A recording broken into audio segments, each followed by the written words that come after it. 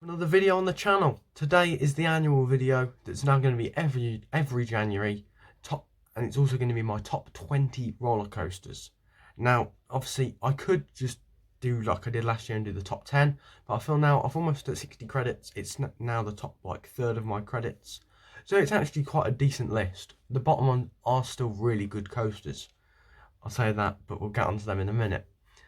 But every January now, I'm going to do either a top 20 or it might get longer in future as I get more. But at the minute, I think I'll cap it at 50, but I'll keep it at 20 for the minute. I might do 30 next year, I might not. So let's get on with the video. It's going to be quite a long one, I think. I'm not too sure. So at number 20, we have Spinball Whizzer, the Mara spinning coaster at Alton Towers. Now, this is a firm favourite of mine because I've grown up around it. It's a great family ride and a spinning coaster that actually has a really decent layout. It's not the longest, it's not the shortest, but it's a solid coaster and one that fits the bill perfectly when it comes to getting that sensation of spinning and the roller coaster element as well.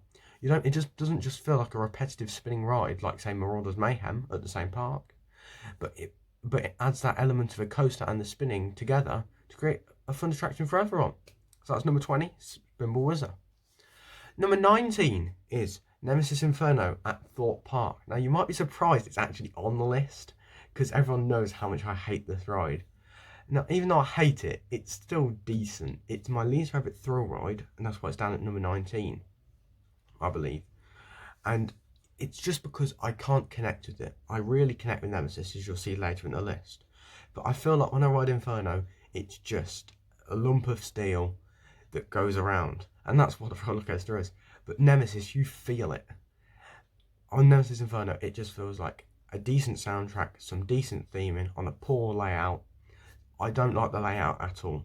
The only thing I prefer to Nemesis is the pre-lift. The rest of the ride is just a blur. It's not the narrow ramp, it's not memorable. It's just boring and quite dull overall. Not much more to say really. I'm just not a big fan. I can't lie. So that's number 19, Nemesis Inferno at Thorpe Park, the B&M invert, unfortunately. But yes, number 18 is another Mara spinning coaster, this time Dragon's Fury at Chessington World of Adventures Resort. Now this is my favourite spinning coaster, just because it's long, it's longer than Spinball, the spinning elements are as good as Spinball, but the drops are loads better. That first drop into the horseshoe is so cool.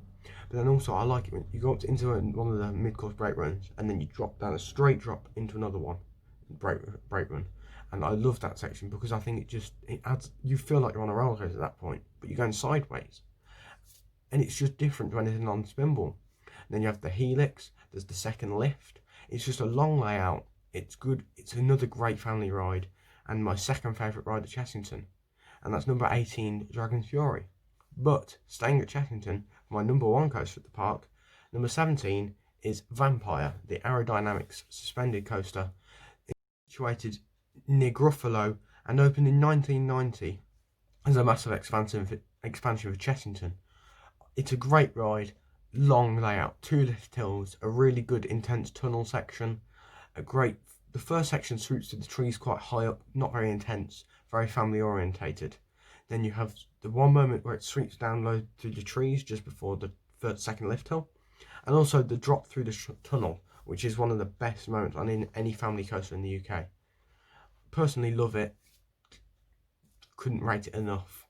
So that's at number 17, Vampire at Chessington World of Adventures.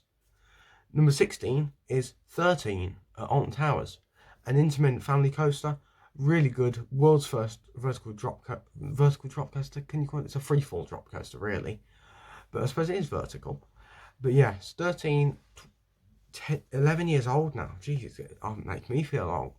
But yeah, great coaster. I won't spoil it just in case people haven't ridden it. Really good first drop. Really good indoor section. Can't fault it. Decent airtime hills. Few twisty bits. And overall solid layout. It's not amazing, but it's not rubbish. It's a good secret weapon. Yes, it's not perfect. It could have been made a lot more thrilling, you know, add a little 0G roll in instead of a hill. But it's good for what it is, and it's a really enjoyable coaster. So that's at number 16, we have 13. Number 15 is also another secret weapon at Alton Towers, and that's Galactica, formerly known as Air. I got one ride on Air, actually 2 rides on Air, and then I've had many rides on Galactica, and I can firmly say the theme of Galactica is much better and the new theming elements, but Air was an overall more enjoyable experience. It felt a lot more Alton Towersy than doesn't make any sense, but it does to me.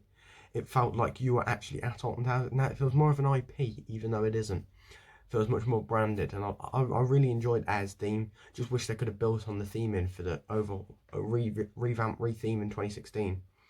But yeah, it's a decent flying coaster, only one I've done. I'm not that impressed by it as a thrill coaster, but it's okay. Wish it had a pretzel loop though. That's the only thing I wish it did have that it doesn't. It's a bit short. It's alright. Mediocre coaster. And that's why it's at number 15 on my list. Now number 14 is my first of 2 travelling attractions in my top 20. And that's Wild Mouse XXL, which was at Winter Wonderland when I rode it back in 2016 and 2018. Now this is one of the best family coasters I've ever ridden. I can't put that out enough. It's amazing. Yes, it's quite expensive. I believe it was at £6 or £7, but it is an elite coaster. This is what I'm getting into. Top 10 is elite. This is great for the UK, this coaster.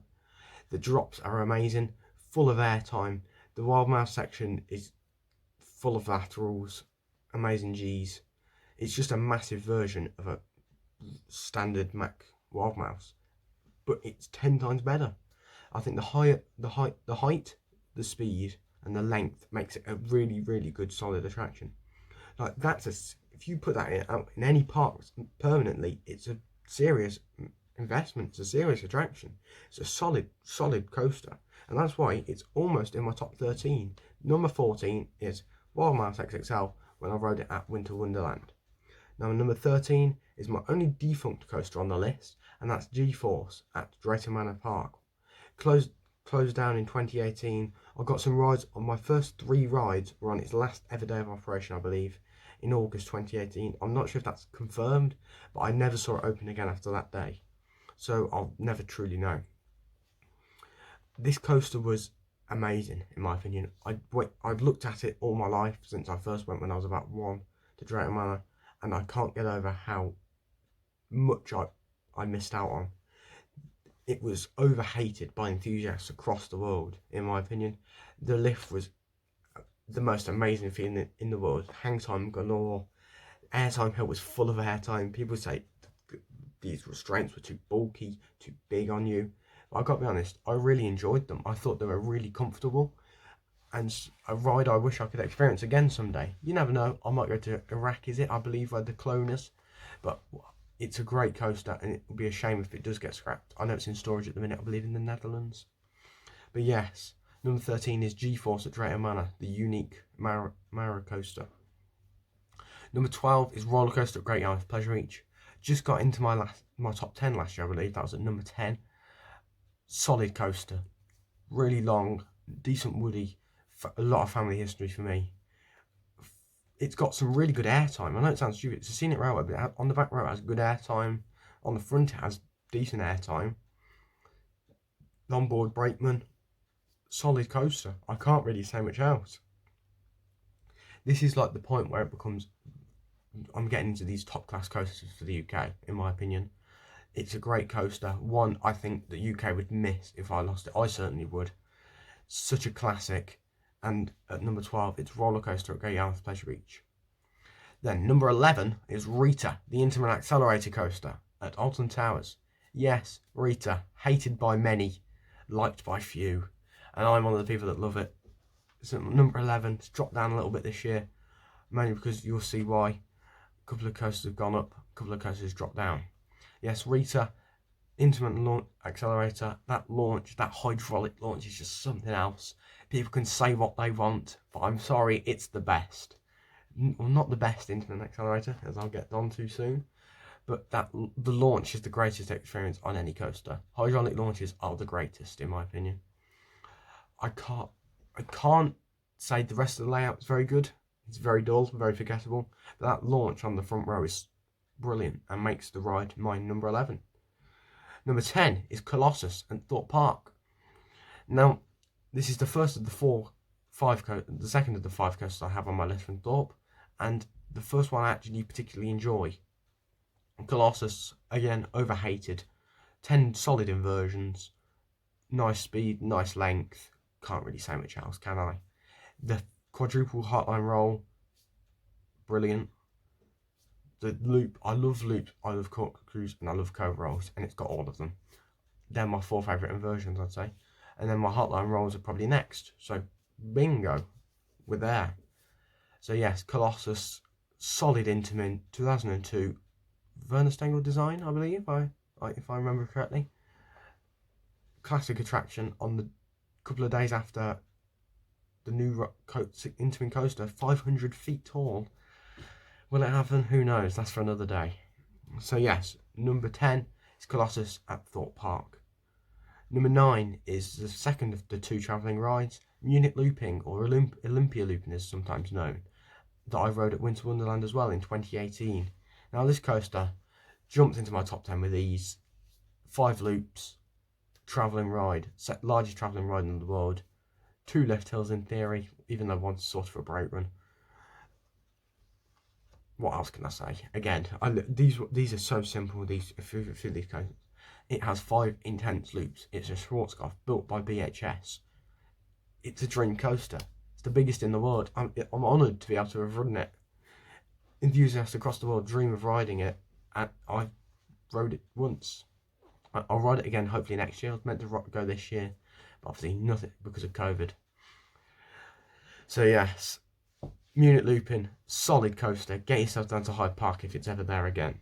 Number 8 then is a real big shocker for many, as it is a shocker. It's Shockwave at Drayton Manor. I know I'll get so much hate for this, but I can't express how good stand-up coasters are. I've fallen in love with it. I rode it for like 3 or 4 times in 2018 and 2019. Weren't a big fan. This year, 2020, the year of COVID, the year where I had a Drayton season pass for the first time, and the year I appreciated this coaster.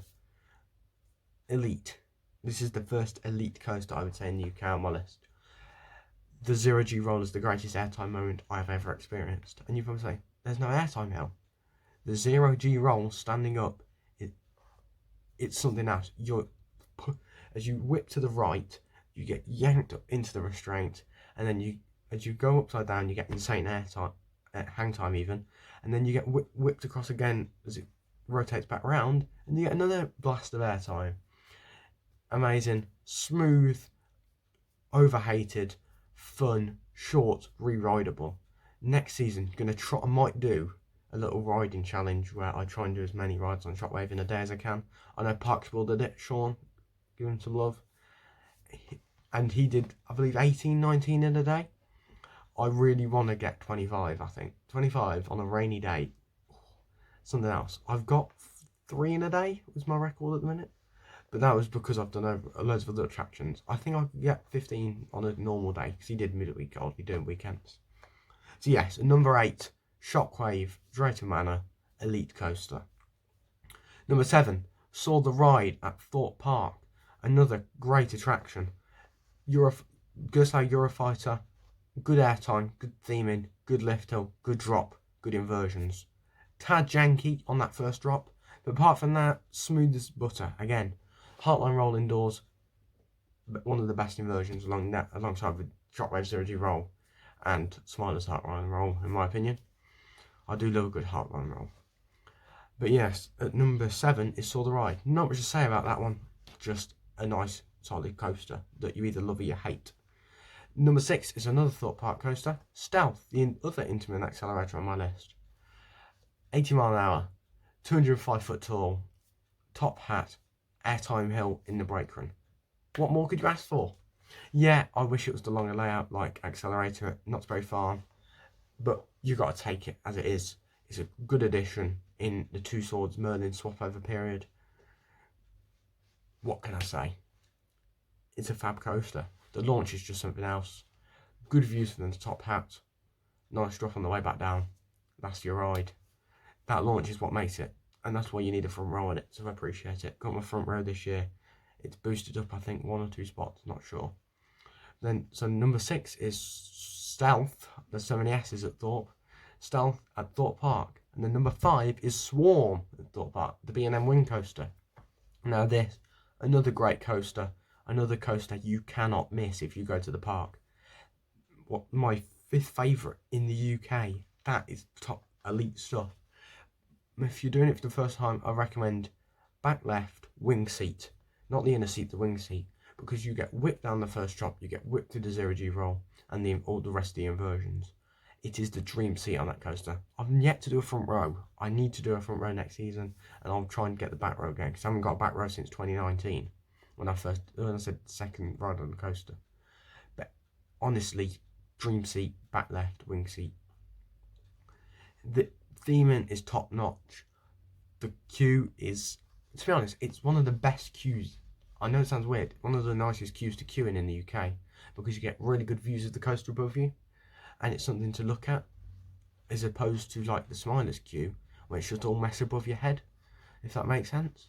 So yeah, the Swan, Thorpe Park, number 5 on my list. Now number 4, probably the biggest dropper on this list this year, the Smiler at Alton Towers even. Now, I know there's many fans of the Smiler, Theme Park United, Ella. I know she'll be probably hating me for now, but I've really gone off this coaster. I did it once this year in the rain. I was expecting big things and was poorly delivered. What can I say? It's really, from an engineering point of view, it's the best coaster in the UK. But apart from that, it's not very good in my opinion. It's a bit rough in places, but it's just a bit repetitive. I like a coaster that does a few different things. Really re-rideable. Smile is not re-rideable, mainly because it's a 25-mile queue line and it's a long ride. I like short, that's why I like short snappy rides. Oblivion, Swarm, Smiler, Stealth, Swarm, Shockwave, all relatively short rides that pack a punch. The Smiler packs a punch, but in a long layout. It feels a long time to get it going. That's my only issue. So number 4 is Smiler at Alton Towers. And my top 3 is also all from Alton Towers, if you couldn't guess already. I've got number 3, Oblivion, the first vertical drop coaster in the UK, and in the world in fact. B&M designed, John Wardley classic. What more can you say? Again, what more can you say about UK coasters? They do what they say on the tin. Slow lift, big drop, little turn, brake run. In the morning, 9:30 AM, get yourself on it. Best wake up in the UK in my opinion. That's Oblivion, the vertical drop coaster at Alton Towers, my number 3. Number 2, another John Wardley classic, 1994. Sit back, it's fright time, it's Nemesis. Now I know it's up there. I had some insane rides on it this year. Unfortunately missed out on the night ride by 20 seconds or so, which I weren't too bothered about. Will it go down for refurbs like it's rumoured to next year and the year after? Who knows? I don't mind. If they replace the track, it will be my number 1, I guarantee. If you made that butter smooth, put some more extra theming in, and just spruce the area up, it would become elite. Like elite, the elitist of the elite. I know there's a lot of American enthusiasts and and UK enthusiasts who also say it's rough, it's not going to be, it's old, it's not very good. And people say Alpengeist, Mon2, Black Mamba's better. I would say the only 2 competition fighters against Nemesis as the best invert is Alpengeist and Mon2. And I would personally say Mon2's the only one that could be better. Honestly, I'm yet to go to the States and ride them, but it's something I look forward to doing at some point. So number 2, the classic, the most intense ride experience in the world, Nemesis at Alton Towers. Now number 1, it's my baby, it's Wicker Man. Alton Towers, GCI 2018, best theme ride I've ever done, best night ride I've ever done, best coaster I've ever done, best attraction I've ever experienced. I can't get across how good this coaster is. If you ride it in the day and think, meh, ride it in the rain in the day.